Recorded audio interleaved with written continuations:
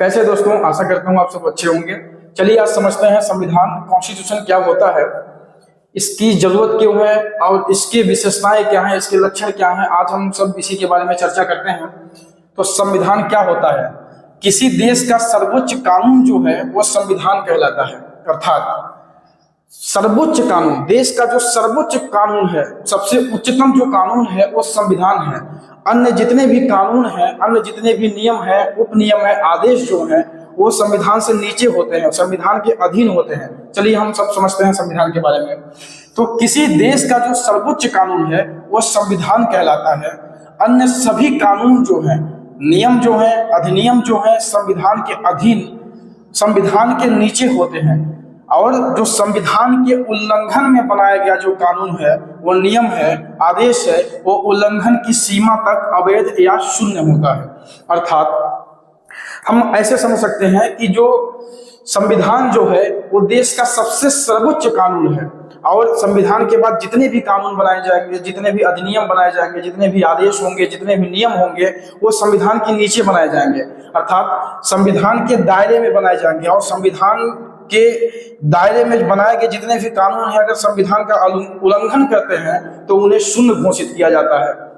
ठीक है, क्लियर है? संविधान दो शब्दों से मिलकर बना हुआ है, सम प्लस विधान बराबर संविधान। अर्थात सभी व्यक्तियों को एक समान रूप से लागू होने वाला कानून संविधान कहलाता है।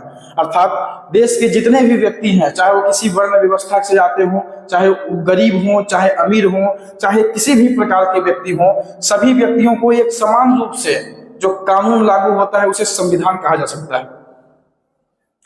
चलिए पढ़ते हैं कौन संविधान के बारे में आगे क्या है कि संविधान की हमें आवश्यकता क्यों हुई, संविधान का गठन कैसे हुआ, संविधान सभा का गठन कैसे हुआ, संविधान का निर्माण कैसे हुआ, उक्त बारे में सब पूरी जानकारी पर चर्चा करते हैं।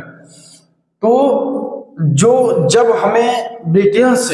जब ब्रिटेन से अंग्रेजों से हमें स्वतंत्रता प्राप्ति हो गई, तो उसके बाद एक स्वतंत्र देश के लिए एक स्वतंत्र संविधान की आवश्यकता महसूस हुई। इसके लिए हमने संविधान सभा का गठन किया और संविधान का निर्माण किया। चलिए समझते हैं। ब्रिटेन से स्वतंत्रता प्राप्ति के बाद संविधान निर्माण के लिए संविधान सभा का गठन किया गया था। दोस्तों, संविधान सभा का गठन एवं संविधान का निर्माण कैसे किया गया समझते हैं।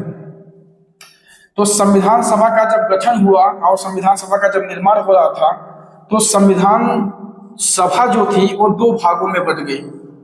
जैसा कि आप सबको पता है कि स्वतंत्रता प्राप्ति के बाद हमारा जो देश है वो दो देशों में बढ़ गया, भारत और पाकिस्तान में।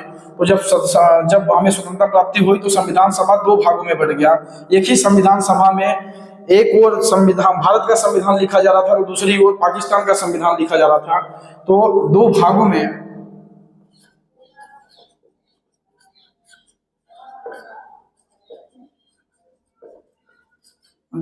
में बांटा गया। संविधान सभा दो भागों में बांटा गया। एक ओर भारत का संविधान लिखा जा रहा था तो दूसरी ओर पाकिस्तान का संविधान लिखा जा रहा था। तो भारत का जो संविधान सभा था उसके अध्यक्ष थे डॉक्टर राजेंद्र प्रसाद जी, और उसी संविधान सभा के प्रारूप समिति के जो अध्यक्ष थे वो डॉक्टर भीमराव अम्बेडकर जी थे, और जो संविधान सभा के जो सलाहकार थे वो BN राव जी थे। चलिए समझते हैं कि हमारे जो भारत के संविधान सभा में कुल कितने सदस्य थे। तो संविधान सभा में टोटल 299 सदस्य थे, और इन्हीं की देख रेख में, इन्हीं के सलाह से संविधान का निर्माण किया गया।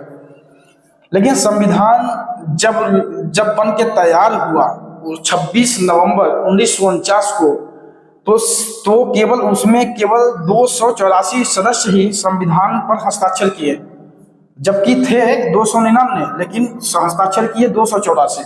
अर्थात कुछ लोगों ने संविधान पर हस्ताक्षर नहीं किया। चलिए समझते हैं कि संविधान के बारे में आगे क्या इसका परिचय है। तो संविधान सभा के द्वारा जब संविधान बनकर तैयार हुआ तो 26 नवंबर 1949 को संविधान सभा के द्वारा सर्वसम्मति से अंगीकार किया गया, अर्थात सर्वसम्मति से उसे स्वीकार किया गया और सभी व्यक्तियों ने 284 संविधान सभा के सदस्यों ने उस पर अपने सर्वसम्मति से हस्ताक्षर किए थे। दूसरी ओर दोस्तों आप सबको बताना चाहूंगा मैं कि जो संविधान सभा के अंतर्गत जो संविधान बनाया जा रहा था उसमें देश के जो मीडिया थी, देश के जो जनता थी, उसको आने जाने का एवं उसमें चर्चाएं जो हो रही हैं, उसमें जो सलाह मशवरे हो रहे हैं, उसको सुनने समझने का संपूर्ण अधिकार था। वो सब जाके अपनी जो है अपने बारे में, संविधान के निर्माण के बारे में कुछ विशेष बातें भी बताते थे, जिससे संविधान में अंगीकार किया जा सके और संविधान को एक अच्छे दर्जे पर बनाया जा सके।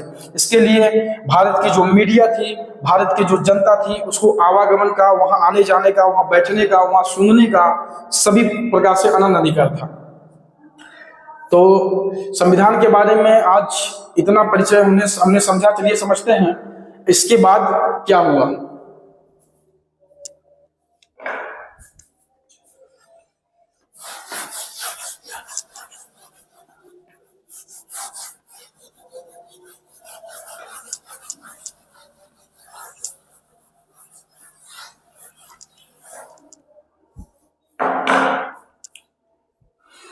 तो दोस्तों जैसा कि आप सबको पता ही होगा कि 26 नवंबर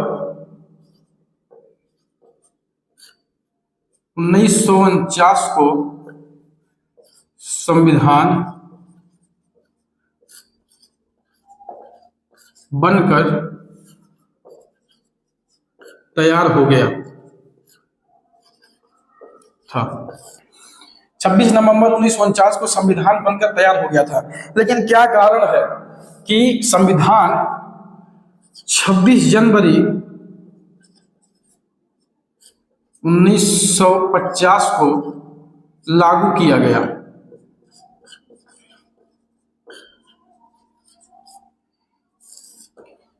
संविधान बनने के 2 महीने बाद संविधान लागू किया गया। क्या हुआ इस दरमियान, क्या समस्याएं उत्पन्न हो रही थी कि संविधान को लागू करने में 2 महीने का समय लग गया? तो चलिए दोस्तों समझते हैं कि जैसा कि 26 नवंबर 1949 को संविधान बन के तैयार हो गया था और संविधान सभा द्वारा सर्वसम्मति से उसे अंगीकार किया गया, स्वीकार किया गया उसको। लेकिन संविधान को 26 जनवरी 1950 को लागू करने के पीछे क्या कारण थे? उसके पीछे कारण यह था कि 24 जनवरी 1950 को संविधान सभा की बैठक हुई थी। संविधान तो बन गया, लेकिन संविधान जिन लोगों ने, सब लोगों ने मिलकर बनाया, उनके हस्ताक्षर शेष रह गए थे। इसके लिए 24 जनवरी 1950 को संविधान सभा का बैठक हुआ और 284 लोगों ने, जैसा कि आप सबको बताया था मैंने पहले कि 284 लोगों ने संविधान पर हस्ताक्षर किए थे। चलिए क्लियर है?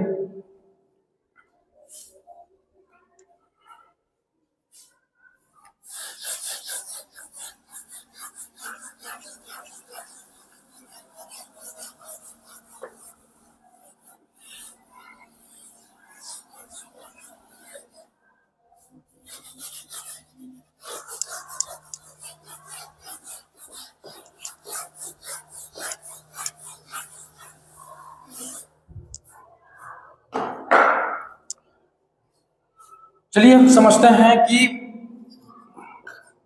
भारतीय संविधान का परिचय के बारे में।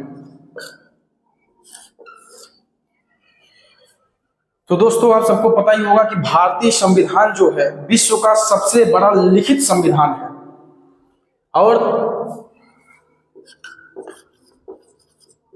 विश्व का लिखित सबसे बड़ा संविधान है। जब मूल संविधान बन के तैयार हुआ तो वो लगभग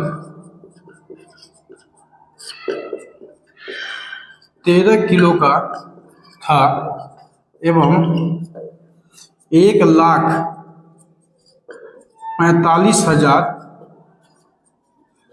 शब्दों से सुशोभित था एवं 395 अनुच्छेद, 8 अनुसूची एवं 22 भागों में बटा था।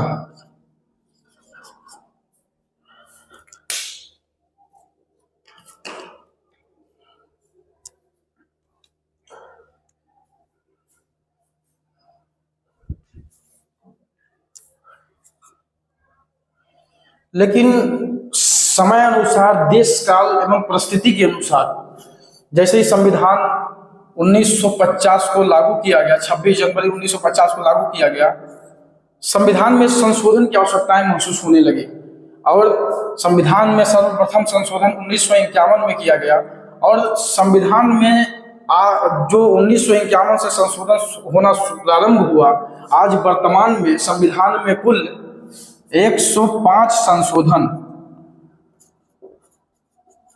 किया जा चुका है, जिसके अंतर्गत आज वर्तमान में 470 अनुच्छेद,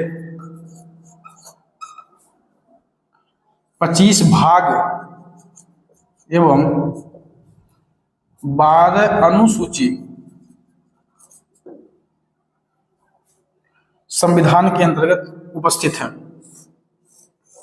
चलिए दोस्तों, इसको क्लियर कर लेते हैं। भारतीय संविधान का एक परिचय समझते हैं कि जो भारतीय संविधान है वो विश्व का सबसे बड़ा लिखित संविधान है। कैसे समझते हैं? क्योंकि इसमें लगभग जब वो बन के तैयार हुआ था, वो 26 नवंबर 1949 को, तब लगभग वो 13 किलो का था और 1,45,000 शब्दों से सुशोभित था। दूसरी और मूल संविधान में 395 अनुच्छेद थे, 8 अनुसूची थी और 22 भाग थे। लेकिन समय अनुसार संविधान में संशोधन की कार्रवाई की गई और 105 संशोधन अभी तक वर्तमान में किए जा चुके हैं और 470 अनुच्छेद उसमें अभी तक आ गए हैं और 25 भागों में बट गया है और 12 अनुसूचियां जोड़ी गई हैं अभी तक में। चलिए दोस्तों, क्लियर है? ठीक।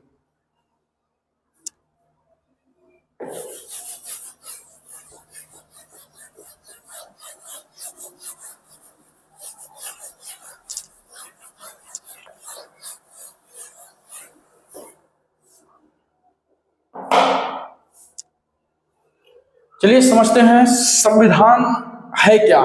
आखिर संविधान है, इतनी सारी व्यवस्थाएं बन गई, उसमें कैसे बना, कैसे गठन हुआ, इसका निर्माण कैसे हुआ, इन सब बारे में आप सब समझ गए होंगे। लेकिन संविधान क्या है? तो संविधान जो होता है, किसी देश की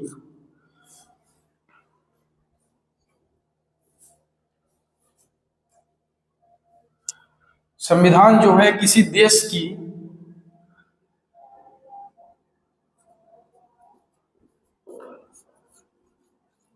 राजनैतिक व्यवस्था का मूल आधार, या जिसको हम ढांचा कह सकते हैं, होता है। चलिए समझते हैं क्या है। संविधान जो है किसी देश की राजनैतिक व्यवस्था का मूल आधार या ढांचा होता है। अर्थात संविधान में यह सब लिखित होता है कि किसी भी देश की राजनीतिक व्यवस्था कैसे काम करेगी, राजनीतिक व्यवस्थाओं के अंतर्गत जितने भी कार्यकलाप हैं, क्रियाकलाप हैं, वो सब कैसे काम करेंगे, इसके संबंध में मूल आधार एवं ढांचा जो होता है वो संविधान के अंतर्गत होता है। चलिए समझते हैं कि संविधान ही जो होता है, संविधान के द्वारा ही देश की सरकार का संचालन होता है।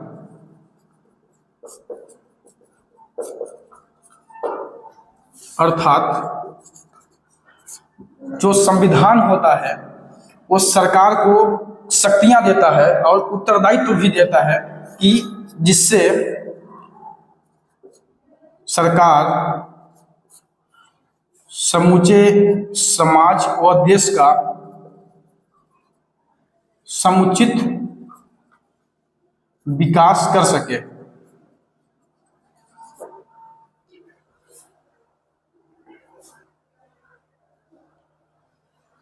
क्लियर है दोस्तों? संविधान जो होता है वो राजनीतिक व्यवस्था का मूल आधार और ढांचा होता है। संविधान द्वारा ही देश की सरकार का संचालन होता है, अर्थात जिसके क्या होता है, सरकार जो होता है समूचे, जिससे जो होता है सरकार समूचे समाज का, देश का विकास करती है, वो व्यवस्था संविधान ही है। क्योंकि संविधान जो होता है लिखित है और लिखित संविधान के अंतर्गत एक एक बातें समझाई जाती हैं कि सरकार का गठन कैसे होगा। सरकार के अंतर्गत जो उसके 3 अंग हैं, विधायिका, कार्यपालिका, न्यायपालिका, उनका गठन कैसे होगा, उनका कार्य कैसे होगा और उनका नियंत्रण कैसे होगा, उन सभी बातों के बारे में संविधान में लिखित उपबंध किया गया है। इस संबंध में संविधान जो होता है किसी देश की राजनीतिक व्यवस्था का मूल आधार ढांचा कहा जाता है। ठीक है दोस्तों?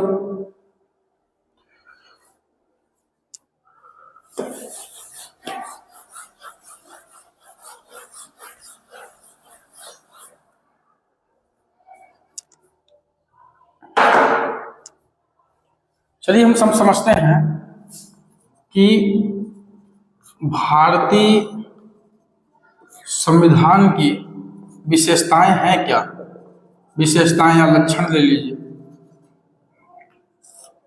तो दोस्तों एक बात मैं बताना चाहूंगा, जैसे आपको अगर किसी देश को जानना है कि वो देश कैसा है, देश के अंतर्गत उसकी व्यवस्थापिका क्या, मतलब देश की व्यवस्थाएं क्या है, देश का लक्षण क्या है, देश का चरित्र क्या है, तो वहां उसके संविधान को जान लीजिए आप। अगर किसी देश के संविधान को आप बखूबी रूप से जान गए हैं तो आप किसी देश के चरित्र एवं लक्षण विशेषताओं से अवगत हो जाएंगे। मेरा कहना यह है कि संविधान जो देश का सर्वोच्च होता है, अगर आप उसकी जानकारी, उसका ज्ञान रखते हैं तो देश के अंतर्गत हो रही सभी प्रकार की कार्यवाहियों को आप समझ जाएंगे, अर्थात देश का चरित्र समझ जाएंगे। देश जो संविधान है वो किसी देश का दर्पण होता है, देश के चरित्र का दर्पण होता है। संविधान समझ गए देश की व्यवस्था, पूरी की पूरी व्यवस्था समझ जाएंगे। चलिए तो समझते हैं भारतीय संविधान की विशेषताएं। अर्थात भारतीय संविधान को अगर आप निचोड़ लेंगे, अर्थात भारतीय संविधान को आप संपूर्ण रूप से पढ़ लेंगे, समझ लेंगे, तो आप समझेंगे कि उसके अंतर्गत क्या वैसा प्रावधान है। तो उसके अंतर्गत आपको मैं मुख्य रूप से बता देता हूँ क्या क्या व्यवस्था है, जिससे आप समझ पाए कि थोड़े से साधारण शब्दों में समझ पाएंगे कि भारतीय संविधान में क्या क्या व्यवस्थाएं की गई हैं। तो भारतीय संविधान के अनुच्छेद 1 से आप 395, जो मूल रूप से था, अभी तो 1 से 470 अपन पढ़ सकते हैं कि भाई इतने अनुच्छेद हो गए हैं, तो इन सब का आप अध्ययन करेंगे तो आप पाएंगे कि भारतीय संविधान के अंतर्गत मौलिक अधिकार दिए गए हैं। मौलिक अधिकार अर्थात देश के जो नागरिक हैं, देश के जो व्यक्ति हैं, उन सबको मौलिक अधिकार दिया गया है, अर्थात समानता का अधिकार दिया गया है, समानता का अधिकार दिया गया है। फिर दिया गया है धर्म, जाति, लिंग, जन्म स्थान के आधार पर किसी के साथ भेदभाव नहीं किया जाएगा। दूसरी ओर सरकारी नौकरियों में सभी को समान अवसर की व्यवस्थाएं की गई हैं और वहां तक कि छुआछूत, अस्पृश्यता का अंत कर दिया गया है और उपाधियों का भी अंत किया गया है। वहां दूसरी ओर स्वतंत्रता का अधिकार भी दिया गया है, जिसके अंतर्गत किसी को बोलने का अधिकार, अभिव्यक्ति की अधिकार दिया गया है, मतलब बिना किसी हथियार के एकजुट होने का, मतलब खड़ा होने का अधिकार दिया गया है, एकत्रित होने का अधिकार दिया गया है। वहीं समूह बनाने का या सभा बनाने का भी अधिकार दिया गया है और संपूर्ण भारत में आवागमन का अधिकार दे दिया गया है और संपूर्ण भारत में कहीं पर भी जाके आप निवास करने का अधिकार दे दिया गया है और संपूर्ण भारत में कहीं पर भी रोजगार करने संबंधित अधिकार दिए गए हैं। वहीं दूसरी ओर अनुच्छेद 21 जैसे महत्वपूर्ण अनुच्छेदों में प्राण एवं दैहिक स्वतंत्रता का अधिकार दिया गया है, जिसमें दिन प्रतिदिन इसमें विस्तार होता जा रहा है और अधिकारों में बढ़ोतरी की जा रही है लगातार। और वहीं 21A में, अनुच्छेद 21A में जो है वो 6 वर्ष से 14 वर्ष के बच्चों को निःशुल्क एवं आवश्यक शिक्षा संबंधित प्रावधान कर दिया गया है। और अनुच्छेद 22 का जो प्रावधान है गिरफ्तारी के आधारों से संरक्षण का अधिकार है, गिरफ्तारी के संबंध में संरक्षण का अधिकार अनुच्छेद 22 में कर दिया गया है। और 23-24 में जो है शोषण के विरुद्ध अधिकार है, जिसके अंतर्गत मतलब मानव दुर्व्यवहार नहीं किया जाएगा, बलात्संग नहीं किया जाएगा, बंधुआ मजदूरी नहीं की जाएगी, और 14 वर्ष से कम उम्र के बच्चों को किसी भी संकटमय स्थानों पर मतलब कारखानों वगैरह में मतलब उनमें नियोजन नहीं किया जाएगा, मतलब काम करने से निषेध कर दिया गया है, जिनमें जिनसे उनके मतलब विकास हो सके, अच्छे से अच्छा विकास हो सके। और अनुच्छेद जो है 25 से 28 तक में धार्मिक स्वतंत्रता संबंधी अधिकार दे दिया गया है, अर्थात कोई भी व्यक्ति किसी भी धर्म को मान सकता है, उसका आचरण कर सकता है, उसका प्रचार प्रसार कर सकता है, संपोषित कर सकता है, धर्म का प्रबंधन कर सकता है, और किसी भी धार्मिक शिक्षा में उपासना में उपस्थित हो सकता है, नहीं हो सकता है, वो उसका व्यक्तिगत स्वतंत्रता संबंधी अधिकार है। इसके बारे में राज्य जो है, देश जो है, किसी भी व्यक्ति को धर्म के मामले में रोक टोक नहीं करेगी, अवरोध पैदा नहीं करेगी। सभी व्यक्ति अपने अपने धर्म को मानने के लिए, आचरण करने के लिए, प्रचार करने के लिए स्वतंत्र है। ठीक है दोस्तों, और बहुत सारे अधिकार दिए गए हैं भारतीय संविधान के अंतर्गत, जैसे अपन ले सकते हैं कि फिर इससे ज्यादा महत्वपूर्ण है फिर अल्पसंख्यकों के लिए अनुच्छेद 28-29 में सांस्कृतिक एवं शिक्षा संबंधी अधिकार दिए गए हैं। लेकिन ये सब तो अधिकार हैं, लेकिन सबसे महत्वपूर्ण जो है वो अनुच्छेद 32 संवैधानिक उपचारों का अधिकार एवं अनुच्छेद 226। तो अनुच्छेद 32 के अंतर्गत ये जो मौलिक अधिकार है, जितने भी मौलिक अधिकार दिया गया है, उसका जो संरक्षण की गारंटी है वो सुप्रीम कोर्ट की है। अर्थात भाग 3 संविधान के भाग 3 में जितने भी मौलिक अधिकार दिए गए हैं, अनुच्छेद 32 के अंतर्गत सुप्रीम कोर्ट उन सब के अधिकारों का संरक्षण की गारंटी देता है। वही 226 हाई कोर्ट उनके मौलिक अधिकारों के संरक्षण की गारंटी देता है। ये तो सबसे महत्वपूर्ण बातें हैं मौलिक अधिकार संविधान के अंतर्गत जो मौलिक अधिकार दिए गए हैं। उसके बाद भाग 4 में डीपीएसपी, शॉर्ट फॉर्म में जिसको बोलते हैं, फुल फॉर्म जिसका जो है राज्य के नीति निर्देशक तत्व के संबंध में जो महत्वपूर्ण अधिकार दिए गए हैं और राज्य को कुछ कर्तव्य सौंपा गया है, राज्य को कुछ पॉलिसी दिया गया है। भाग 4 के अंतर्गत कुछ नीतियां बताई गई हैं, जिसके अंतर्गत वो काम करके सभी व्यक्तियों को आर्थिक, सामाजिक एवं राजनीतिक रूप से एक समान करे और सभी को न्याय दे, और जहां तक हो सके सभी व्यक्तियों को एक साथ एकजुट करके समाज का और देश का विकास करे, और सभी को शिक्षित करे, और सभी को सामाजिक रूप से, आर्थिक रूप से, राजनीतिक रूप से न्याय प्रदान करते हुए समाज और देश को आगे बढ़ाने का काम करने संबंधी जो नीतियां हैं वो राज्य को भाग 4 में सौंपी गई हैं। चलिए दोस्तों, आगे हम पढ़ते हैं कि इसके अंतर्गत, संविधान के अंतर्गत कुछ मौलिक कर्तव्य भी दिए गए हैं। अनुच्छेद 51A में मौलिक कर्तव्य बताए गए हैं कि भारत के नागरिकों को कौन कौन से मौलिक कर्तव्य बताए गए हैं। तो इसके संबंध में दोस्तों अनुच्छेद 51A में 11 प्रकार के मौलिक कर्तव्य के बारे में वर्णन किया गया है कि भारत के जितने भी नागरिक हैं वो इन निम्नलिखित मतलब क्या है कि जो अनुच्छेद 51A के अंतर्गत बताए गए हैं मौलिक कर्तव्य, उनका पालन करेंगे, अपने कर्तव्य का पालन करेंगे, और जहां तक हो सके पर्यावरण का संरक्षण करेंगे, उनके वन्य जीव जो है उनका संरक्षण करेंगे, उसका वध नहीं करेंगे, और राष्ट्र की एकता अखंडता को अक्षुण्ण रखेंगे, एवं देश का जो राष्ट्रीय ध्वज है, राष्ट्रगान, उसका सम्मान करेंगे, एवं अन्य प्रकार के जो कर्तव्य, बहुत सारे कर्तव्य बताए गए हैं, उन सबका पालन करते हुए अपने देश, समाज और देश का विकास करेंगे। ठीक, अन्य प्रकार की, और भारतीय संविधान में जो सरकार की जो मुख्य 3 अंग हैं,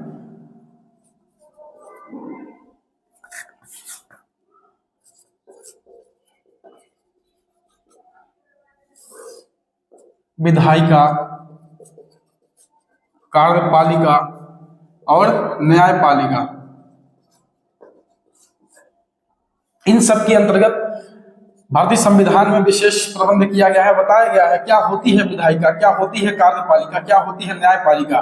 तो विधायिका के अंतर्गत मान लीजिए क्या होता है राष्ट्रपति का पद, क्या होता है मान लीजिए प्रधानमंत्री, क्या होता है मंत्रिमंडल, और क्या होता है कार्यपालिका, क्या होता है कार्यपालिका के संबंध में उपबंध, एवं क्या होता है न्यायपालिका, क्या होता है उसमें उच्चतम न्यायालय, क्या होता है उच्च न्यायालय, एवं क्या होता है अन्य प्रकार के न्यायालय, जितने भी प्रकार के, और इनका क्या विशेष रूप से क्या कार्य है, क्या शक्तियां हैं, इसके संबंध में संविधान में विशेष प्रावधान किए गए हैं, जिसको पढ़ने के बाद अपन सब निचोड़ रूप से यह कहा जा सकता है कि जो भारतीय संविधान है बहुत ही सोची समझी सोच समझ कर बनाया गया संविधान विधान है, जिसमें सभी नागरिकों को सामाजिक रूप से, आर्थिक रूप से, राजनीतिक रूप से एक समान बनाते हुए समाज का और देश का विकास करने संबंधी प्रावधान भारतीय संविधान में दिए गए हैं, जो कि अब तक का सबसे बड़ा बृहद लिखित संविधान है दोस्तों।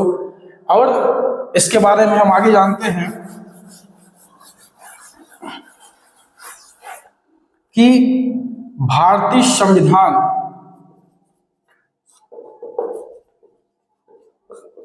का जनक या पिता किसे कहा गया है? तो दोस्तों, भारतीय संविधान का जनक या जिसे पिता भी कहते हैं, किसे कहा गया है? तो दोस्तों, आप सब जानते ही होंगे कि भारतीय संविधान के जो जनक हैं, पिता हैं, डॉक्टर भीमराव अंबेडकर जी को कहा गया है। और उनको ऐसे ही नहीं कहा गया है, इसके पीछे का जो मुख्य कारण है वो ये है कि 299 सदस्य भारतीय संविधान सभा में संविधान बनाने के लिए कार्यरत थे।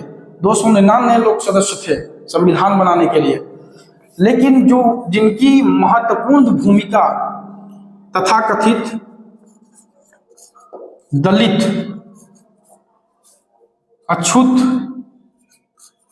निम्न वर्ग एवं सभी महिलाओं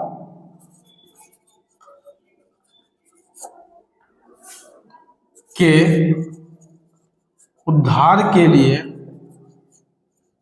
उपबंध किए हैं, उनका नाम डॉक्टर भीमराव अंबेडकर जी है। अर्थात सभी व्यक्तियों ने अपने अपने स्तर पे संविधान बनाने के लिए काम किया है और उनकी संख्या 299 है, ये सबको पता ही होगा। लेकिन जो डॉक्टर भीमराव अंबेडकर जी हैं, वो दलितों के लिए, अछूतों के लिए, निम्न वर्गों के लिए एवं सभी महिलाओं के लिए।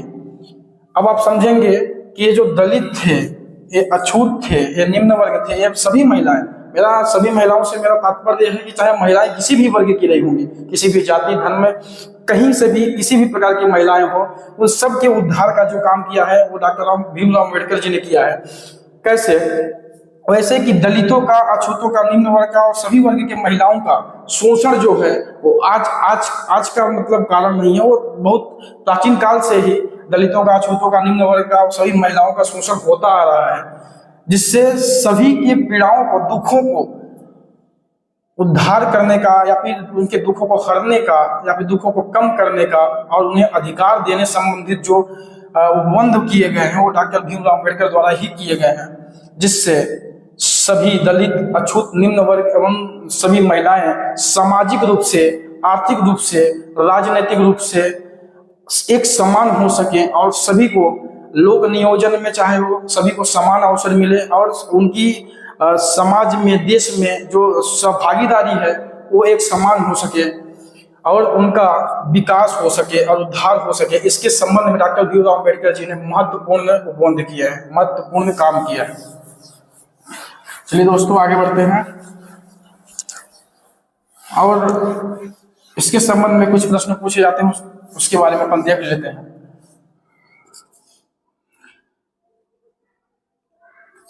दो 250 से भी ज्यादा, 250 से प्लस जो अनुच्छेद हैं वो भारत शासन अधिनियम 1935 से लिए गए हैं। अर्थात अपने भारतीय संविधान में जो मूल 395 अनुच्छेद बनाए गए थे, उसमें से 250 से प्लस अनुच्छेद जो है भारत शासन अधिनियम, जो पहले मतलब स्वतंत्रता प्राप्ति से पहले जो भारत शासन अधिनियम 1935 लागू हुआ था भारत में, उसी से ही ले लिया गया है।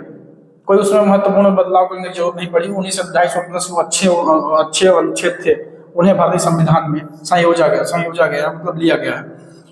दूसरी बात, खास बात है दोस्तों कि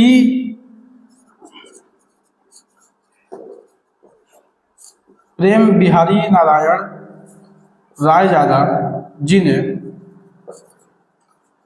ने भारतीय संविधान को अपने हाथों से लिखने का काम किया है। जानकारी आपके लिए महत्वपूर्ण हो सकती है।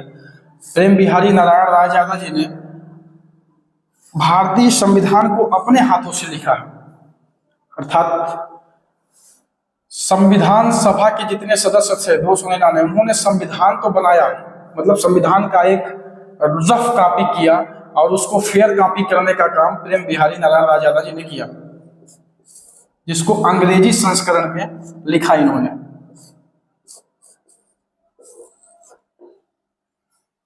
चलिए दोस्तों, क्लियर है। चलिए, आज भारतीय संविधान के बारे में हम लोगों ने संक्षिप्त परिचय समझा है कि क्या होता है भारतीय संविधान, उसकी विशेषताएं क्या है, और उसकी संविधान सभा की जो बैठक हुई और फिर उसके बाद संविधान सभा का निर्माण कैसे हुआ और लागू कैसे कब हुआ, कैसे हुआ, इसके बारे में हम लोगों ने आज विशेष चर्चा की, विशेष रूप से पढ़ा है और समझा है। आशा करता हूं आप सब लोग जो मैंने जितना बताया है अच्छे से समझ गए होंगे और समय आने पर आप सबको याद रहेगा, और समय आने पर जैसा कि परीक्षाओं वगैरह में पूछा जाता है तो समय आने पर आप सही टिक लगाने का काम करेंगे। ठीक है दोस्तों, आज बस इतना ही। आगे पढ़ेंगे हम। आगे हम एक वीडियो लेके आ रहे हैं जिसमें नागरिकता के बारे में और संविधान का जो परिचय वो है क्या है कि अनुच्छेद 1 से लेकर अनुच्छेद 4 के बीच में जो संविधान के उद्देश्य वगैरह के बारे में विशेष चर्चा करेंगे आज। फिर उसके बाद वीडियो लेके आएंगे हम नागरिकता के बारे में, संविधान के अनुच्छेद 5 से लेकर अनुच्छेद 11 तक में है।